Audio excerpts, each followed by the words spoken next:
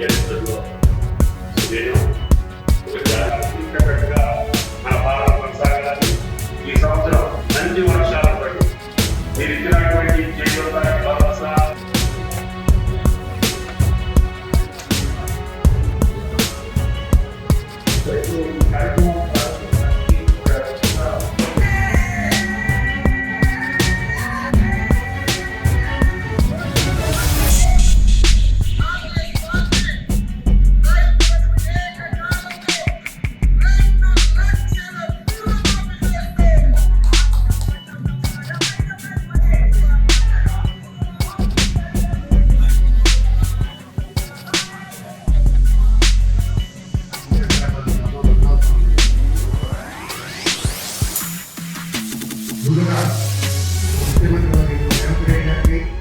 రుణమాఫీ చేయాలని చెప్పంటే మాకు సాధ్యం కాదు. రైతు రుణమాఫీ చేస్తే రైతు సోమరిపోతాయి. రైతు రుణమాఫీ చేస్తే రైతు సోమరిపోతాయి. అదే బడా పారిశ్రామికవేత్తలకు ఏదిస్తుందో వాళ్ళ లక్షలాది కోట్ల రూపాయలు ఏదిస్తుందో మాఫీ చేస్తే వాడు సోమరిపోతు కాడానే. కానీ దయచేసి ఆలోచించాలి, ఏ ప్రభుత్వం ఏమైపోతుంది, ఏ ప్రభుత్వం ఏమైపోయింది. ఈ రెండు అంశాలు చెప్పారు. ఉచిత విద్యుత్తు కేవలం కాంగ్రెస్ పాలిత రాష్ట్రాలలో మాత్రమే ఉచిత విద్యుత్ ఉన్నది. కాంగ్రెస్ ఇతర ప్రభుత్వాలు, అది భారతీయ జనతా పార్టీ కానీ ఇతర ప్రభుత్వాలే కానివ్వండి కాక ఉచిత విద్యుత్ లేదు. రుణమాఫీ కూడా ఏది ఇస్తుందో కేవలం మన దగ్గర ఉంది కాంగ్రెస్ పాలిత రాష్ట్రంలో. బయట ఎక్కడ కూడా ఏది ఇస్తుందో మీ రుణమాఫీ లేదు అని చెప్పండి. రైతు భరోసా కూడా గతంలో ఏదైతే రైతు బంధు అమలు చేయడం జరిగిందో ఆ రైతు భరోసా కూడా అమలు చేయాలనే సంకల్పంతో తెలంగాణ రాష్ట్ర ప్రభుత్వం కాంగ్రెస్ పార్టీ ముందుకు పోతుందని చెప్పారు. కానీ ఒకటి ఏంటంటే ఇక్కడ ఆలోచించాల్సింది, గతంలో సాగులో లేనటువంటి భూములు కూడా కొంతమంది పెట్టుబడిదారులు లబ్ధి పొందింది. వీళ్ళ పుట్టలు సాగు చేయనట్టు భూములు, రియల్ ఎస్టేట్ లేఅవుట్ చేసే భూములు కూడా ఏది ఇస్తుందో మరి రైతు బంధు పొందింది. ఏ ప్రభుత్వం రాయితీ కల్పించాలి ఎక్కడికి వస్తుంది? ప్రజల సొమ్ము అని చెప్పండి. వాళ్ళ ప్రభుత్వం ఏదైతుందో మనకి రాయితీ కల్పించి ఎక్కడికి వెళ్తుంది? ప్రజల నుండి. ప్రజల సొమ్ము అని చెప్పండి. నేను ప్రజల నుండి కల్పించేట సొమ్ము ఏదైతుందో అది సద్వినియోగం కావాలి. సరైన వాడికి ఏదైతుందో అది లబ్ధి కూర్చోబడాలి. కాబట్టి వాళ్ళు ఆలోచిస్తుంది సద్వినియోగం చేయబడే విధంగా ఈ రైతు భరోసా ఏదైతుందో అమలు చేయబడే సంకల్పంతో వీళ్ళ క్యాబినెట్ సంకల్పని కూడా మొత్తం జిల్లా కేంద్రాలన్నీ తిరుగుతుంది. మన కరీంనగర్ జిల్లాకు సంబంధించి రేపు వస్తున్నారు కరీంనగర్ జిల్లా, ఉమ్మడి జిల్లా. మన యొక్క సలహాలు సూచనలు పొందడానికి చాలా రైతాంగం ఒకటే చెప్తున్నారు, మీరు 5 ఎకరాలకు ఇస్తారా 10 ఎకరాలకు ఇస్తారా ఇంతకని చెడ్డా. అది అందరికీ మీరు సాగు చేస్తున్న భూమికి వేయండి, సాగు లేనటువంటి భూమికి ఇవ్వకూడదు. నిజంగా రైతు ఎవరు సాగు చేస్తున్నారో వారికి మనం సాయం చేయాలి.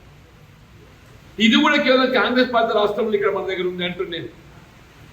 మరి దేశంలో ఇతర భారతీయ జనతా పార్టీ వాళ్ళు ఎంత ఇస్తుందే? మొత్తం ఒక రైతు ఖాతాకు 6,000 ఇస్తుంది.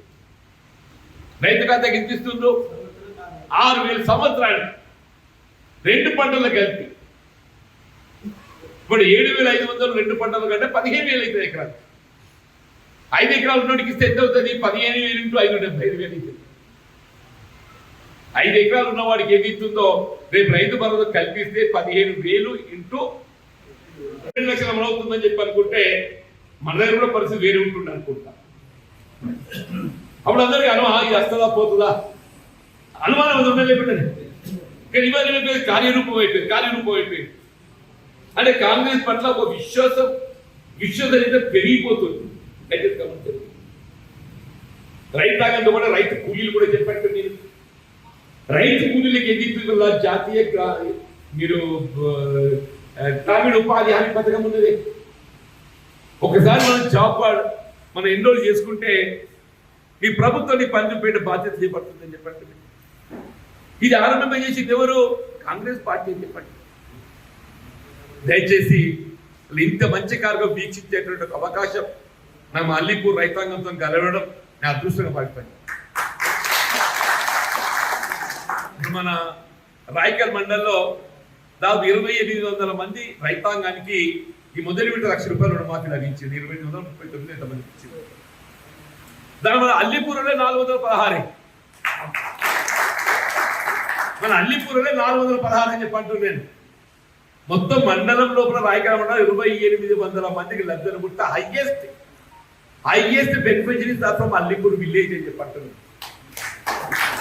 అంటే అల్లిపూర్ గ్రామానికి తెలంగాణ రాష్ట్ర ప్రభుత్వం కాంగ్రెస్ పార్టీ ఏ విధంగా ప్రోత్సాహం కల్పించిన దగ్గర గమనించండి. మరి ఒక జగిత్యాల నియోజకవర్గంలో ఏదైతుందో 47 కోట్లు మన లబ్ధుల గురించి చెప్పారు. ఒక జగిత్యాల జిల్లా జగిత్యాల నియోజకవర్గం జగిత్యాల జిల్లాలో 207 కోట్లు వచ్చినాయి. జగిత్యాల జిల్లాలో 207 కోట్లు వచ్చినాయి. దాదాపు 39,000 మంది రైతాంగాన్ని లబ్ధుల గురించి అంటారు. జగిత్యాల జిల్లాలో దాదాపు 39,000 మంది రైతాంగానికి 207 కోట్లు లబ్ధుల గురించి మన బ్యాంక్ ఖాతాలో జమ అయిపోయిందని చెప్పారు. రైతు ఎంత సంతోషంగా ఉండడు. ఇప్పుడు ముఖ్యమంత్రి గారు పేర్కొన్నట్టు బ్యాంకర్ కూడా అంతే సంతోషంగా ఉన్నాడు. మనకి ఏక మొత్తం కింద సొమ్ము వచ్చే వరకల్లా వాడు కూడా సంబరపడుతున్నాడని చెప్పి అంటున్నాను. దయచేసి రాబోయే కాలంలో ఏదైతుందో ఈ వచ్చిన ఈ రాయితీని సద్వినియోగం చేసుకుందాం. ఎట్లా సర్కార్ సొమ్ము వచ్చింది అని చెప్పి దుబారాకు పాల్పడండి దయచేసి చెప్పారు. నేను రైతును కాబట్టి రైతు ఆలోచన నాకు తెలుసు అని చెప్పి అంటున్నా. అబ్బాయి ₹1,00,000 వచ్చినాయిరా ఈయకపోతే పోనీ ₹1,000 చెప్పనుకుంటున్నా. మొదలు నా పని చేయకండి దయచేసి. వచ్చింది ఏదో సద్వినియోగం అయితే మనం ఆలోచించేద్దాం. నేను భవిష్యత్తులో ఇంకా కూడా చెప్పంటూ నేను మన అల్లిపూర్ ఎస్ఆర్ఎస్పీ ఆయకట్టు ప్రాంతం కాలనీలు పుష్కలంగా ఉన్నాయి. అదృష్టం కరెంటు కూడా మనకి ఇబ్బంది లేదు. మా కరెంటు విద్యుత్ అధికారులు ఏదైతుందో ఇక్కడ ఉన్నారు పాపం వాళ్ళు. అలా దినం రాత్రి మనకు విద్యుత్ సరిపడే విధంగా ఏదైతుందో ఏ విధమైన అవాంతరం లేకుండా ఆటంకం లేకుండా కల్పించడానికి ప్రయత్నం చేస్తుంది. ఇది ఏంటి అని చెప్పాను. కానీ రుణమాఫీ కార్యక్రమం అమలేవో కానీ ఆ దేవుడు కూడా కరుణిస్తుండు. వాళ్ళ దేవుడు కూడా కరుణిస్తుండు. వర్షం కూడా మంచిగా వస్తుంది. వర్షాకాలం పంట ఇటు వరే కానీ మొక్కతోనే కానీ పప్పు దినుసులే కానీ నూనెకి ఎప్పుడైనా కానీ చెప్పట్టు మంచిగా చేతి నిండా పంట మండాలే. మా వ్యవసాయ శాఖ అధికారులు కూడా మీ సలహాలు సూచనలు ఎప్పటికప్పటికీ మాకు సరైన సలహా సూచనలు ఇచ్చి మాకు అండగా నిలవాలని చెప్పి కోరుతున్నాను.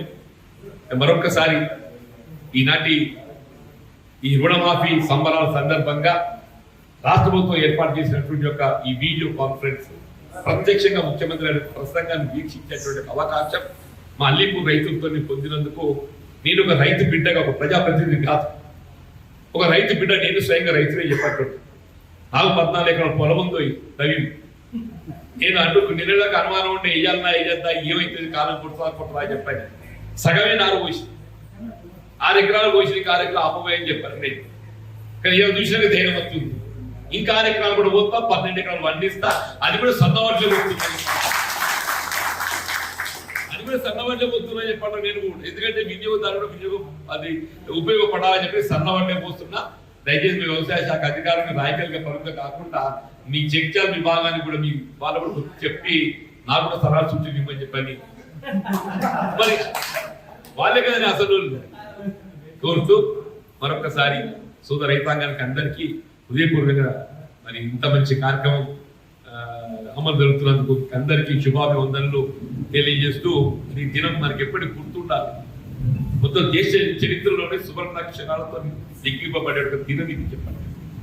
నేను ఉదయం ఏదైతుందో జగిత్యాల జిల్లా కేంద్రంగా అందరూ కూడా సంబరాలు చేసినమే. ఇలా 100 సంఖ్యల రైతాంగం ఏదైతే ఎవరు వారు స్వచ్ఛందంగా తరలి వచ్చి రాహుల్ గాంధీ గారికి ఎవరైతే మరి 2 లక్షల రుణమాఫీకి నాంది పలికిండ్రో, మనకు ఉత్తమ ఇచ్చిండ్రో రాహుల్ గాంధీ గారికి, అట్లే ముఖ్యమంత్రి రేవంత్ రెడ్డి గారికి క్షీరాభిషేకం ఫలాభిషేకం చేయడం జరిగిందని చెప్పంటున్నా. అంటే ఆ సంతోషంతో చెప్పంటున్నా. మరొకసారి మళ్ళీ మనకు దినం ఉన్నది జూలై 31 లక్షలు కూడా ఉంది. అది ఇంతకంటే ఎక్కువ మొత్తం వస్తుంది. ఇప్పుడు వచ్చింది 207 కోట్లే. నేను పచ్చకి వచ్చి ఇంతకంటే ఇంకా రెండింటికి వస్తుంది అనుకుంటాను. ఎంత వస్తుంది సార్? 1000 కోట్లు ఇచ్చిన వస్తుంది. అబ్బా కూడా దాన్ని ఎక్కువ మంది వస్తాం. ఇప్పుడు ఏమైపోయిందంటే మన భూముల విలువలు పెరిగిపోయిన భూముల విలువలు పెరిగే వరకల్లా అప్పు కూడా పెరిగి వస్తుంది. ఎట్లా అందరికి కొద్దిగా ఆశ ఏ సర్కార్ వచ్చిన మంచిది, కాంగ్రెస్ వచ్చినంటే పిడాత ఆ దుష్టం పలుకుతుంది అనుకోని చెప్పారు. అందరూ అప్పు చేసేది. ఇప్పుడు అందరు కూడా ఆ దుష్టం పలుకుతుందని చెప్పంటున్నాను. అందరు శుభాభివందనలు చెప్పంటారు. కూలికి నా దగ్గర అంటే కాంగ్రెస్ పార్టీ ఏ విధంగా రైతు సంక్షేమాన్ని కాంక్షిస్తుందని చెప్పడానికి నేను ప్రయత్నం చేస్తున్నా చెప్పండి.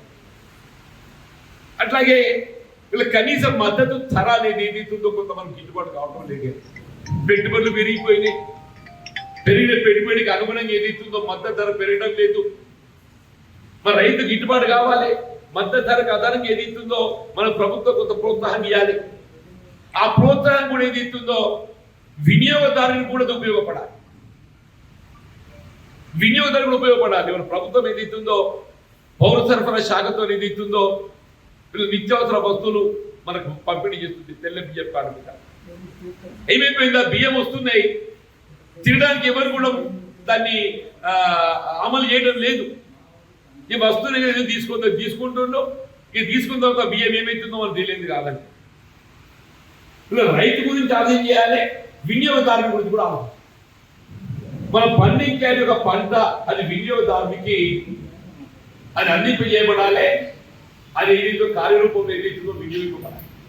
అని ఏం చేయాలి, మన తిరిగి బియ్యం ఏమైపోయింది అందరూ ముడి వాళ్ళకు సన్న రకాలుగా వాడబడ్డారు. ఇది ఉన్నమాట చెప్తుంది. సన్న రకాలంటే ఏమైపోయింది, కొందరికి రైతులు ఒక ఆలోచన ఏంటంటే అది దొడ్డు వడ్లకి ఏదైతుందో పెస్ట్ పురుగు అవకాశం తక్కువ ఉంటుంది, పెస్ట్ స్కోప్ తక్కువ ఉంటుంది, దిగుబడి ఏదైతుందో ఈ సన్న వడ్ల కడ దిగుబడి ఎక్కువ వస్తుంది. ఇది అంతే తెలిసింది. సన్న వడ్లు 20 క్వింటల్ వస్తే దొడ్డు వడ్లు 20 క్వింటల్ వస్తుంది. రఫ్యా అంటే అంతేకాదు బాబు, మనం యావరేజ్ అంటే మంచి పంట పడినట్టయితే రైతుకు దొడ్డు వడ్లు 25 క్వింటల్ వస్తే ఎకరానికి, సన్న వడ్లు 20 క్వింటల్ వస్తాయి. అంటే 5 క్వింటల్ వ్యత్యాసం కనబడుతుంది. మరి 5 క్వింటల్ ఏదైతుందో రైతుకు కొంత ఇబ్బంది అనిపిస్తుంది కదా. అరే నేను దొడ్డు రకం పెట్టుకుంటా 20 క్వింటల్ వస్తుండే, నేను సన్న 5 క్వింటల్ నష్టపోయానని చెప్పారు. అది నష్టపోయిన భావన కాదు. ఆ నష్టపోయిన భావన రాకూడదు అని చెప్పి సన్న వడ్లు సాగు చేస్తున్న రైతు క్వింటల్ 500 రూపాయలు ప్రోత్సాహిస్తుంది. క్వింటల్ 500 అంటే 20 క్వింటల్కి ఎంత వస్తాయి? 20 క్వింటల్ ఇంట్లో 500 10,000 రూపాయలు వస్తాయి. వస్తాయి 10,000. అక్కడ అదనంగా 5 క్వింటల్ మనకు దిగుబడి వచ్చి తగ్గిందనుకో, ఉదాహరణకు అది 10,000. అది కానీ భర్తీ అవుతుందని ఈ విధంగా ఏదైతుందో వీళ్ళు కాంగ్రెస్ పాలిత ప్రభుత్వం ఎక్కడ కూడా అమలు చేస్తారు. కేవలం కాంగ్రెస్ పాలిత రాష్ట్రాల్లో మాత్రమే అమలవుతుంది. తెలంగాణ రాష్ట్రం యావత్ భారతదేశంలోనే ఆదర్శం నిలుస్తుందని చెప్పండి. తెలంగాణ రాష్ట్రం యావత్ భారతదేశంలోనే ఆదర్శం నిలుస్తుందని చెప్పండి. ఇవాళ నా 40 సంవత్సరం సుదీర్ఘ ప్రజా జీవితంలో ఇంత ఏకమంతమైన ₹1,00,000 చూసింది. ఏకమంతంగా ₹1,00,000 చూసినా నేను అనుభవించాను. నాకు కూడా వచ్చిందా ఇవాళ 1,00,000 2 లక్షలకు వచ్చేసింది. 2 లక్షలకు వచ్చేసింది.